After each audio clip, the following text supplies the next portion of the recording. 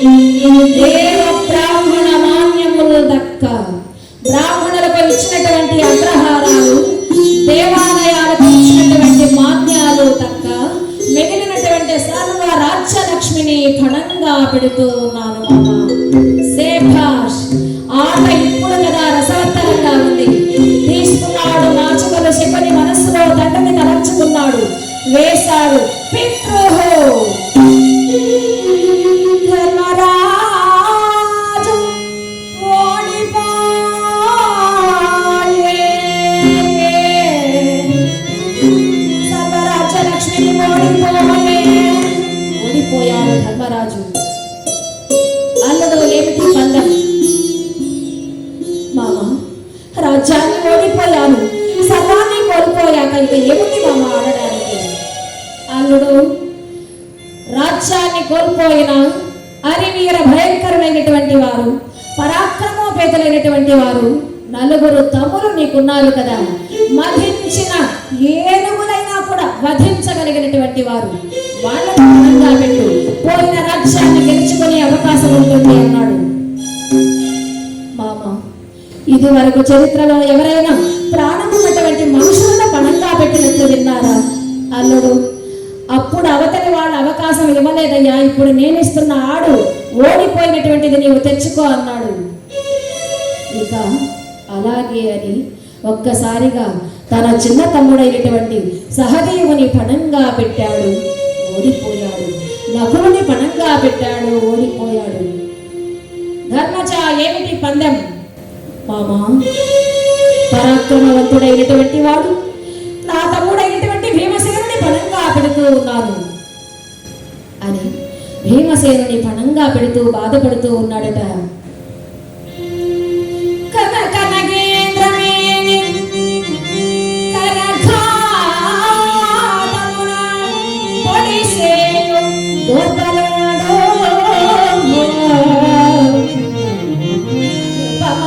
బాహు విక్రమ సహాయుడు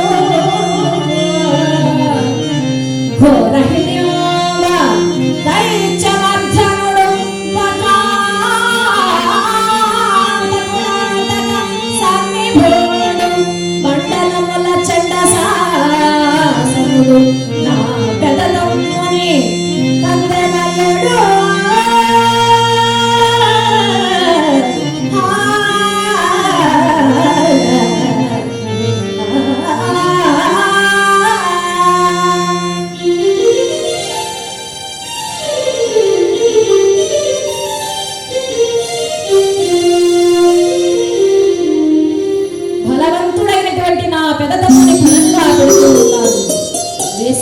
పాచికలు శకుని.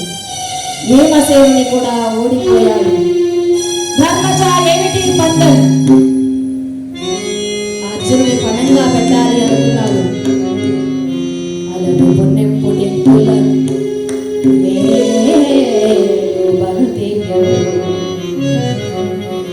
అలరు పుణ్యం పుట్టింపుల మేలు బళంతియా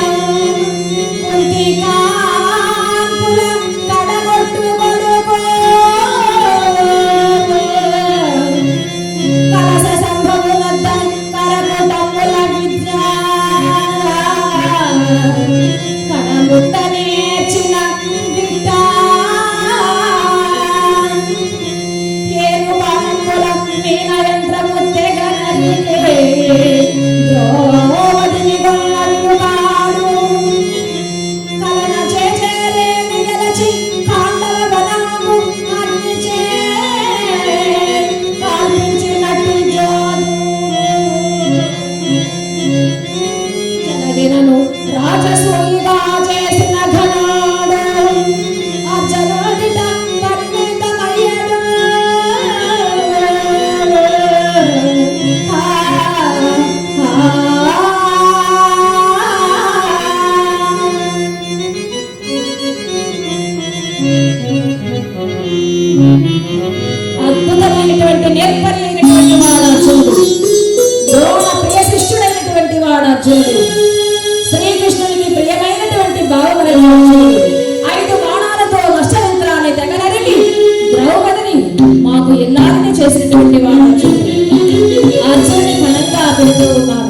వేశాడు పాచికలు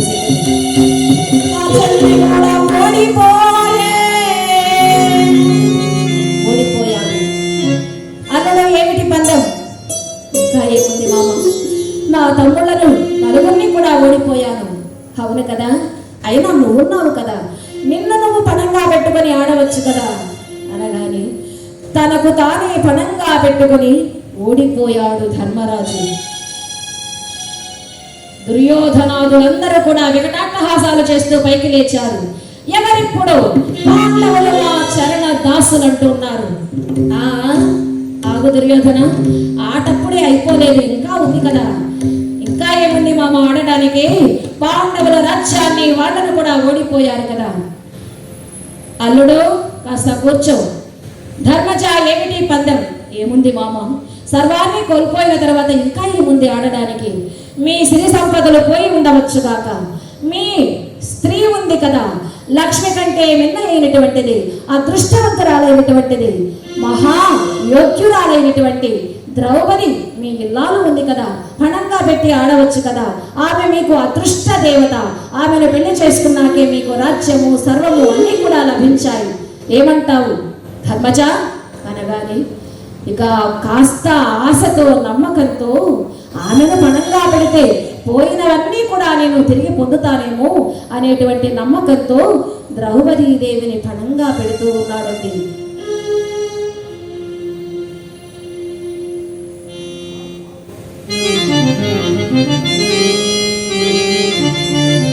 మానవతీలనా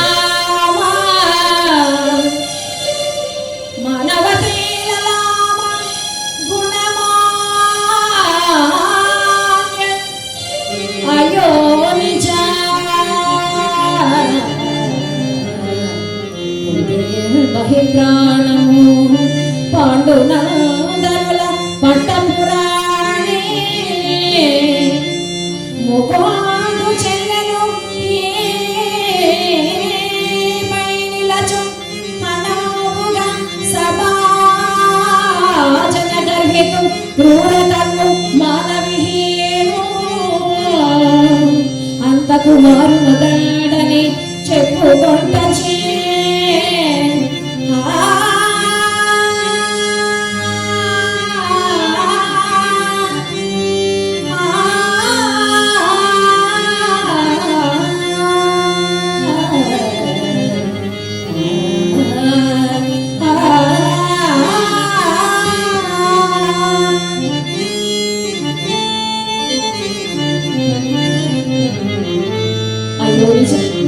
ఉత్తమైనారు కుంతీదేవికి బహిప్రాణమైనటువంటి పాండునందనుల పట్టపురాణి అయినటువంటి ద్రౌపదీ దేవిని ముకుందు చెల్లెలైనటువంటి ద్రౌపదిని పణంగా పెడుతూ ఉన్నారు మామ. వేశాడు పాచికలు శకుని. విధి ఎలా ఆడిస్తే అలా ఆడి తీరవలసిందే మానవుడైనటువంటి వాడు. మనస్సు ఏం చెబితే అది చెయ్యాల్సిందే, విధి ఏం చెబితే అది మనస్సు వెళ్ళిపోతుంటుంది. వేశాడు పాచికలు. ద్రౌపదిని కూడా ఓడిపోయాడండి. ఏంటని వికటాట్టహాసాలు చేస్తూ లేస్తూ ఉన్నారు కౌరవులంతా. ఎవరిప్పుడు పాండవులు మా చరణ దాసులు? ఎవరెక్కడ ప్రాతిగామి వెళ్ళి ఆ వచ్చకి పాంచాలని సభకు తీసుకుని రా వెళ్ళు అనగానే లేచాడు ప్రాతిగామి. చిత్తం ప్రభు అంటూ బయలుదేరి వెళుతూ ఉన్నాడట. చూసినటువంటి పెద్దలందరూ కూడా నాయన దుర్యోధన ఏమిటి అగాయిత్యం? ఉత్తమ ఇల్లాలు అయోనిజమైనటువంటి మహాపతివ్రత శిరోమణి అయినటువంటి ద్రౌపదిని సభలోనికి ఎందుకు నాయన? ఏం చేయాలనుకుంటున్నాడు? ఎవరి మాటలు లెక్క చేసుకోవడం లేదు. ప్రాతిగామి వెళ్ళు అనగానే నేరుగా వచ్చేశాడు ప్రాతిగామి. ద్రౌపదీదేవి ఉన్నటువంటి గాంధారీదేవి యొక్క మందిరంలోనికి. అమ్మా అమ్మా అంటూ వచ్చాడు. ఎవరు ఎవరు నాయనా నీవు? అమ్మా నమస్కారం తల్లి, నా పేరు ప్రాతిగామి అంటారమ్మా. ఏమిటి నాయన ఎలా వచ్చా? అమ్మా మిమ్మల్ని సభలోనికి తీసుకుని రమ్మన్నారు మహారాజు గారైనటువంటి దుర్యోధన చక్రవర్తి. ఎందుకు మీకు తెలియదేమో, అక్కడ జూదమాడారమ్మా ధర్మరాజు గారు అలాగే కౌరవులు. ఆ జూదంలో రాజ్యాన్ని తమ్ములను మిమ్మలను ఓడిపోయారమ్మా. ప్రాతిగామి అంత జరిగిందా? అంత జరుగుతూ ఉంటే అక్కడ ఉన్నటువంటి పెద్దల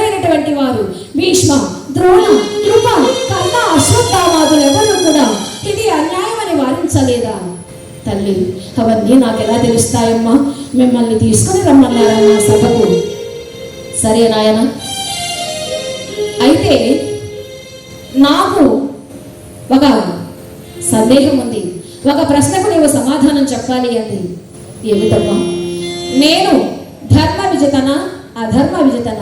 ధర్మరాజు గారు తన్నోడి నన్నోడెనో మున్ను, లేక మున్నోడి తన్నోడెనో నన్ను, ఈ ప్రశ్నకు సమాధానం చెబుతావా నాయన అంది. తల్లి, అంతంత పెద్ద ప్రశ్నలకు నాకెలా తెలుస్తుందమ్మా? నాకు తెలియదమ్మా. అయితే నేరుగా సభలోనికి వెళ్ళి దుర్యోధనునితో చెప్పు, ఈ ప్రశ్నకు సమాధానం చెబితేనే ద్రౌపదీదేవి సభలోనికి వస్తుందట, లేకపోతే రాదట. వెళ్ళు. చిత్తం తల్లి. నేరుగా వచ్చేశాడు సభలోనికి. చూశాడు దుర్యోధనుడు. ఏ ప్రాతిగామి, ఎక్కడరా పాంచాలి? మహారాజా, ప్రభు, ఆమె మున్నోడి తన్నోడెనో నన్ను, లేక తన్నోడి మున్నోడెనో నన్ను, ధర్మ విజతయా అధర్మ విజతయా అనేటువంటి ప్రశ్నకు సమాధానం చెప్పమన్నారు. ఆవిడ ప్రశ్నలకు సమాధానం చెప్పడానికి మేమే పనికి రానటువంటి ఆవిడ భక్తులైనటువంటి పాండవుల. ఏ ప్రాతిగామే, వెళ్ళు, వచ్చా. ఎవరెక్కడ? తమ్ముడు దుశ్శాసన, నీవు వెళ్ళి ఆ వంచకి పాంచాలిని సభలోనికి రాకపోతే చుట్టుపట్టి మరి నేర్చుకుని రాబో అనగాని అహంకారం పూరితుడై అన్నగారి మాటలకు నేరుగా వికటాట్టహాసాలు చేస్తూ వచ్చేశాడు ద్రౌపదీదేవి ఉన్నటువంటి చోటికి దుశ్శాసనుడు. ఏ పాంచాలి, ఏమిటి ఏమిటి నీ ప్రశ్నలన్నీ కూడా? మర్యాదగా సభాపంచానికి వస్తావా లేదా అన్నాడు. దుశ్శాసనం, ఏమిటిలా మాట్లాడుతూ ఉన్నావు? అన్న భార్య వదిన అనేటువంటి గౌరవము కూడా నీకు లేదా? ఏమిటి అమర్యాదగా ప్రవర్తిస్తూ ఉన్నావు? నీకు మర్యాద ఇచ్చేదేమిటి? రా మర్యాదగా అన్నాడు. లేదు నాయన, నేను సభలోనికి రాలేనటువంటి స్థితిలో ఉన్నాను. ఏక వస్త్రనై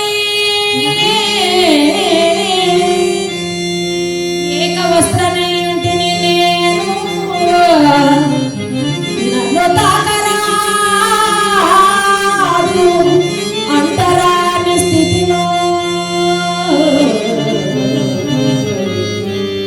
ఏకవస్త్రమై ఉన్నానయ్యా బాబు, నన్ను తాకరాదు, అక్కడే అంటే మహారాణులు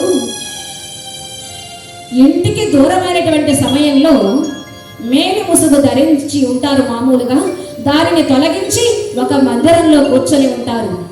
అంటే సభలోనికి రాకూడని స్థితిలో ఉన్నాను.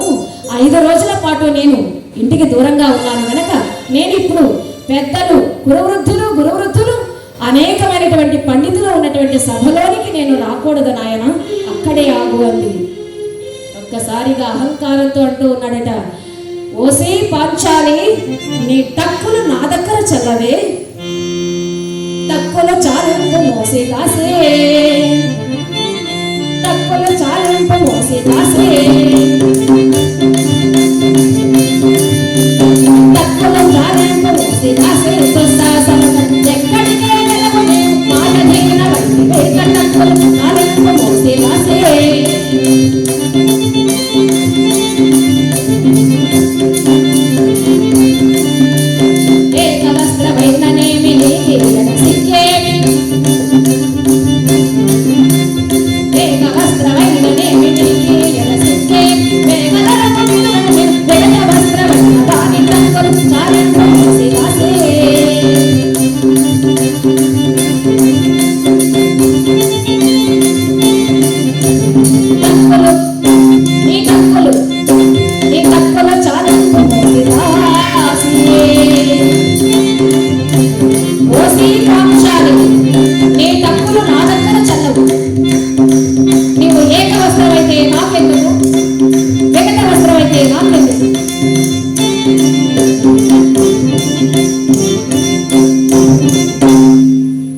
నీకు బట్టలు ఉంటే నాకేమిటి, లేకపోతే నాకేమిటి అంటూ విర్రవీగుతూ మాట్లాడుతూ వెంటనే వెళ్ళి ఆమె యొక్క జుట్టు పట్టుకున్నాడండి. నేను గాజుల మలాపులోనే ఉన్నటువంటి ఆ కొప్పు చల్లగా ఊడిపోయింది. ఆ కొప్పుని అలా ముడివేసుకున్నటువంటి అలా దిప్పుకుంటూ రావే రా అని అహంకారంతో మదమెక్కినటువంటి ఆ దుశ్శాసనుడు అంధకారంలో నేరుగా పరాక్రమంతో తీసుకొని వచ్చేస్తూ ఉన్నాడట. పశు బలం లాంటి అతడి ముందు తన బలము ఏమీ చెయ్యలేకపోయింది. ఎంతో ప్రయత్నం చేస్తూ ఉన్న లాభం లేకపోయింది. అలా తీసుకొని వచ్చి సభలోకి విసిరాడండి. పరిస్థితి అంటే అలా మెల్లగా వేస్తూ ఉంది ద్రౌపదీదేవి.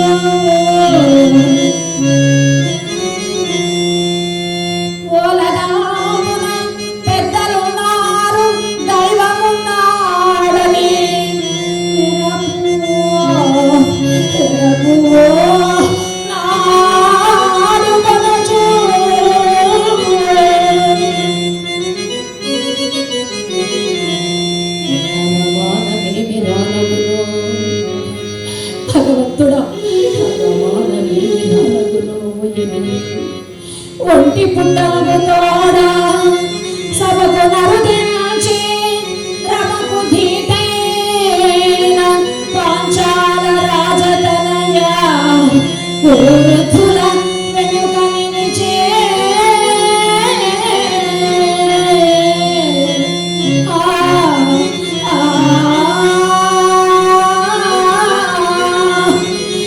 భగవంతుడా, హే కృష్ణ, హే ముకుంద, సర్వాంతర్యామి, జగద్రక్షక, ఏమిటి ఈ దుర్మార్గులు చేస్తూ ఉన్నటువంటి ఆటవాడు? అన్నింటికి ఆ భగవంతుడే ఉన్నాడు అని, పెద్దలున్నారు, దైవం ఉన్నాడు అని అలా మెల్లగా లేచినటువంటి ద్రౌపదీదేవి వృద్ధుల వెనుక నిలబడిందని సభలో ఉన్నటువంటి వారందరూ కళ్ళు ఉంచుకున్నారు. అప్పుడు అడుగుతూ ఉంది, సభికులారా, ఇక్కడ ఉన్నటువంటి పెద్దలారా, భీష్మాచార్య, కృపాచార్య, ద్రోణాచార్య, ఇంతమంది ఉన్నారే, మీరందరికీ కూడా నేను వేస్తూ ఉన్నటువంటి ప్రశ్న, నేను ధర్మ విజతయ, అధర్మ విజతయ? ధర్మ విజతనైతే భగవంతుడే నన్ను రక్షిస్తాడు అని అడుగగానే ఎవ్వరూ మారు మాట్లాడలేకపోయారు. భీష్ముల వారు మాత్రం అన్నారట, అమ్మా, ధర్మరాజు తనను తాను ఓడిపోయాడు. ముందుగా అటు పిమ్మట నిన్ను పణంగా పెట్టాడు. ఆయనే ఒక బానిసైనప్పుడు నీ మీద హక్కెక్కడ ఉంటుంది? కాబట్టి నీవు ధర్మ విజితవే తల్లి అన్నాడు. చాలండి, ఇదే నన్ను రక్షిస్తుంది, భగవంతుడే నన్ను రక్షిస్తాడు అని భగవంతుని మీద భారాన్ని వేసింది. ఇంతమంది ఉన్నారు, ఇలా అన్యాయం అని చెప్పలేరా అన్నట్లుగా ఆవిడ మాట్లాడుతూ ఉంటే అప్పుడు దుర్యోధనుడు అంటూ ఉన్నాడు, పాంచాలి, ఇక్కడ నిన్ను రక్షించేవారు ఒక్కరు కూడా లేరు. తమ్ముడు దుశ్శాసన, ఆడదానికి మానమే ఆభరణం, స్త్రీకి మానం పోయాక చచ్చిన దానితో సమానం. కాబట్టి ఆమె కట్టుకొని ఉన్నటువంటి చీరను ఈ చవతల పడేయన్నాడు. అహంకారంలో వికటాట్టహాసాలు చేస్తూ వచ్చి వెంటనే ఆమె వక్షస్థలం మీద చేయి వేశాడండి. ఆ పైట చెరకు అలా పట్టుకున్నాడు దుశ్శాసనుడు. సభలో వారందరూ కూడా చూస్తూ ఉన్నారు. ఆ దృశ్యాన్ని చూసినటువంటి బానిసగా అలా నిలబడి ఉన్నటువంటి భీమసేనుల వారు మహోగ్రుడైపోయాడు, కోపోద్రిక్తుడయ్యాడు. ఓరి దుష్ట దుశ్శాసన, వృద్ధ బాంధవులనే చూచుచున్నాడ,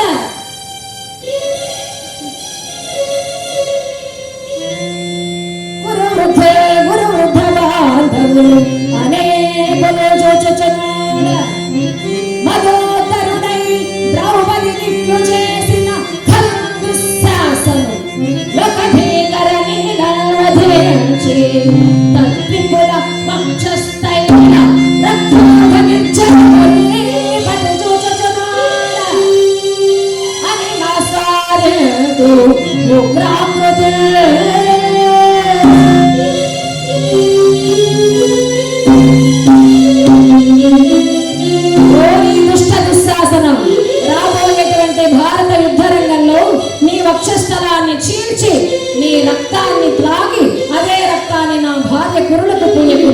నేను భీమసేనుడనే కాదు, ఇదే నా ప్రతిజ్ఞ చేశాడు. పట్టుకొని ఉన్నటువంటి ఆ చీరగా లాగుతూ ఉన్నాడు దుశ్శాసనుడు. ఇంతలో ఆ ప్రతిజ్ఞను విన్నటువంటి దుర్యోధనుడు, తిండిపోతా భీమసేన, నువ్వేం చేయలేవు, కూర్చో. తమ్ముడు, వాడి మాటలేం పట్టించుకోకు, కట్టుకున్న చీర ఈడ్చవతల పడే. అయినా ఏమిటి ప్రేలాపనలు, కూర్చో భీమ అనగానే వారు మాట్లాడలేక మౌనంగా ఉన్నాడు. ఇంతలో ఆ తల్లి సభలో వాళ్ళను చూసి అంటూ ఉందట, సభికులారా, తగదంచు వచియోపరే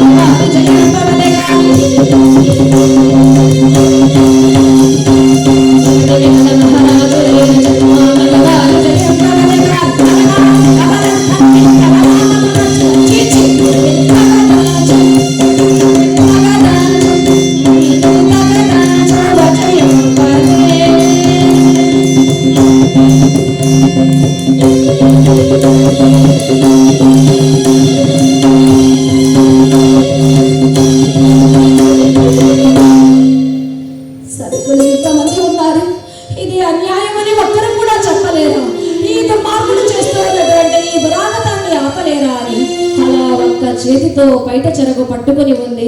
సభలో వాళ్ళను ప్రాధేయపడుతూ ఉందండి ద్రౌపదీదేవి.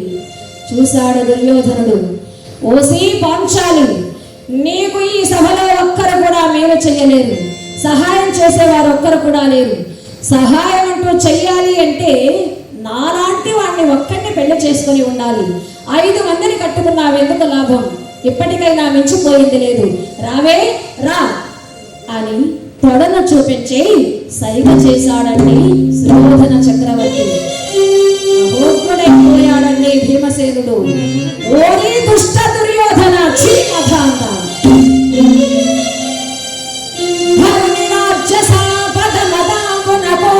కృష్ణ చూచి మధోదరుడై ద్రౌపదినిట్లు చేసిన దుర్యోధన లోకభీకరణి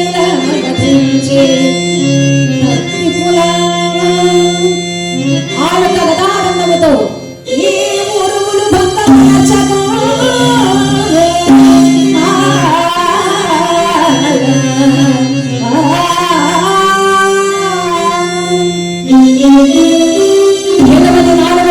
కలిగినటువంటి నా గదాదండముతో నీ యొక్క తొడలను చీల్చి నిన్ను చంపకుండాలంటే నేను భీమసేనుడనే కాదు, అదే రక్తాన్ని నా భార్య కొడులకు పోసి రాబోయే భారత యుద్ధ రంగంలో నిన్ను చంపుతాను రా అంటూ ప్రతిజ్ఞ చేశాడు. ఆ ప్రతిజ్ఞలన్నీ కూడా లెక్క చేయకుండా, దుశ్శాసన అవేమీ కూడా పట్టించుకోకుండా పట్టుకున్న చీరను ఈడ్చవతల పడి అనగాని అలా లాగుతూ ఉన్నాడండి దుశ్శాసనుడు. ఒక్కసారిగా తనను తాను రక్షించుకోవడానికి ఎంతగానో ప్రయత్నం చేస్తూ ఉంది ఆ తల్లి. హే కృష్ణ, హే ముకుంద, హే సర్వాంతర్యామి జగద్రక్షక అని సర్వాంతర్యామి అయినటువంటి ఆ ప్రభువుని ప్రార్థన చేస్తూ ఉంది కృష్ణ పరమాత్ముని. హే కృష్ణ ముకుంద మురారి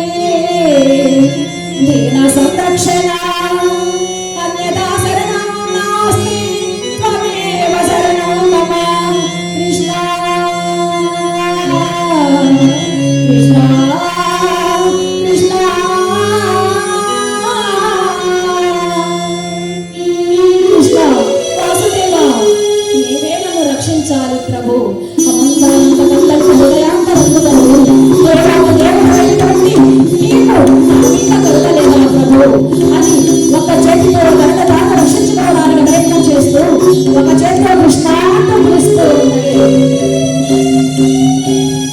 వాచికలాడుతూ ఉన్నాడు పరమాత్ముడు.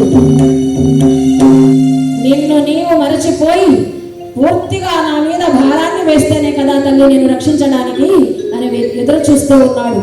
ఇక కొంతసేపటికి తనను తాను కూడా రక్షించుకునేటువంటి శక్తి సన్నగిల్లిపోయింది. తనను తాను మరచిపోయింది. భగవంతునిలో మనస్సును లీనం చేసింది. తన ఆత్మను పరమాత్మకు ఐక్యం చేసింది. ఒక్కసారిగా ఆ రెండు చేతులు కూడా ఎత్తి అలా స్వామిని జోడించి ప్రార్థన చేస్తూ ఉంది. హే కృష్ణ దీన దయాలు సంరక్షక అన్యదా శరణం నాస్తి త్వమేవ శరణం మమ కృష్ణ వాసుదేవ జగద్రక్షక అని ఎప్పుడైతే ప్రార్థన చేసిందో పరమాత్ముడు వెంటనే అక్షయం అన్నాడండి. ఎడతెరుపు లేకుండా వస్తూ ఉన్నాయి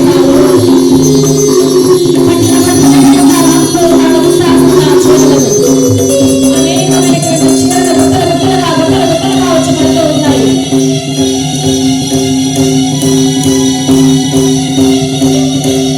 తనకు సాధ్యం కాకుండా పోతూ ఉంది.